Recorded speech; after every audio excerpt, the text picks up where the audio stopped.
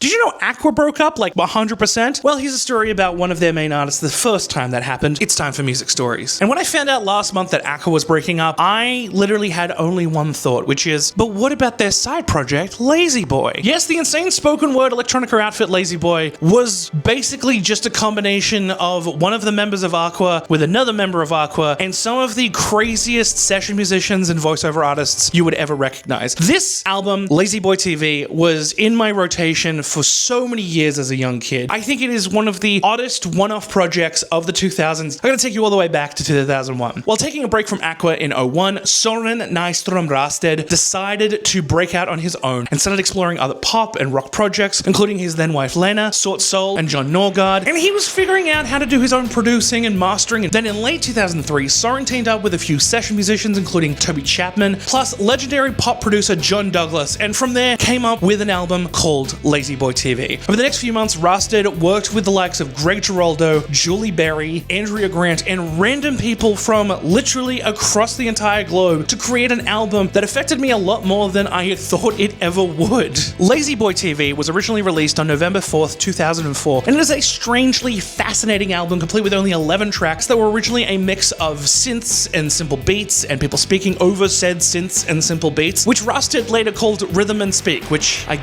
guess is not hip-hop? By the time the album was released in November, the album already had a chart-topping hit in April of the same year with Underwear Outside the Pants. It was a largely featured stand-up from the late great comedian Greg Giraldo. Another track on the album that became a hit on TV and on the iTunes charts was Inhale Positivity, and the album also was a huge hit in here, Australia, which is where, obviously, it topped the ARIA charts at number 5. It was up against these albums, which is insane. The album was a surprise hit of 2004, with critics favoring this very short and very simple album as a fascinatingly fresh, odd, and a wonderful way to basically celebrate the year that was 2004. Johnny Loftus reviewed the album back in 2004 for AllMusic and accurately reflected that the album is humanism set on burst mode, which I think is a wonderful encapsulation of the album. Personally, I'm a huge fan of the song We Only Read the Headlines and Facts of Life, which also there was a weird music video for. I will say Facts of Life and We Only Read the Headlines has a lot wrong with it. There's misinformation in there. I still have this album after 20 years because I think it is a wonderful relic for a pre-Web 2.0 time, because I think it's oddly fascinating how we tried to connect in that early period of time. Yes, this was a huge iTunes hit. Yes, it was a bit of a novelty album, but after the release of the album, it's kind of sad that Lazy Boy TV